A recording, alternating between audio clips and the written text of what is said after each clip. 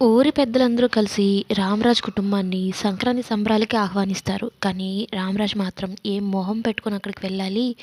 ఇద్దరు కొడుకులకి తెలియకుండానే పెళ్లి జరిగిపోయింది. పెద్దోడిని ఇంట్లోనే పెట్టుకొని అని నా మొహం మీద వాళ్ళెలా చులకనగా మాట్లాడతారో తెలుసా అంటూ ఉంటే, "ఎందుకు నాన్న ప్రతిసారి నలుగురు కోసం అంటావు? ఆ నలుగురిలో పరువు కాపాడుకోవడం కోసమే కదా మనం ఇప్పుడు వెళ్దాం అంటున్నాము" అంటే, "నువ్వు అసలు మాట్లాడకురా నాతో. నీ పుత్రుడికి చెప్పు నాతో మాట్లాడిద్దానన్నట్టు చెప్తాడనమాట బుజ్జమ్మకి. ఇదంతా వీడి వల్లనే వచ్చింది. వీడు నా మెడలో తాళి కట్టుకుని ఉంటే ఎంత బాగుండేదో. నేను మా ఇంట్లో వాళ్ళతో ఉండేదాన్ని కదా ఈ సంక్రాంతికి అన్నట్టు ప్రేమ ఆలోచించుకుంటూ ఉంటుంది.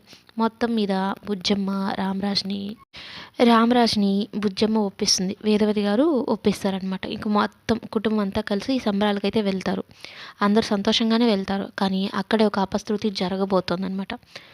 ధీరజ్‌ని చంపించడానికి ప్రేమ వాళ్ళ అన్నయ్య కొంతమంది రౌడీలని సెట్ చేశాడు. ఈ సంక్రాంతే వాడికి ఆఖరి సంక్రాంతి కావాలి. ఈ సంబరాలు ముగిసిపోయేలోపు వాడి జీవితం కూడా ముగిసిపోవాలి అంటూ రౌడీలకైతే చెప్తూ ఉంటాడనమాట. ఫోటో ఇచ్చి మరి.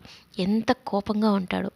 తన చెల్లి భర్త అని ఆలోచన మర్చిపోతాడనమాట. కోపం ఆ విధంగా ఆలోచింపచేస్తుంది. ఎట్లయితే ఏమి ధీరజ్‌ని చంపేసేయాలి. నా చెల్లిని నేను వెనక్కి తీసుకొని వచ్చేసేయాలన్నట్టు ఆలోచిస్తాడు. ఇదనమాట జరిగిన స్టోరీ అయితే. మరి ధీరజ్ ఇప్పుడు ఈ అబ్బాయి ఏసిన ప్లాన్ నుంచి తప్పించుకుంటాడా లేదా అని కమింగ్ ఎపిసోడ్‌లో చూద్దాం.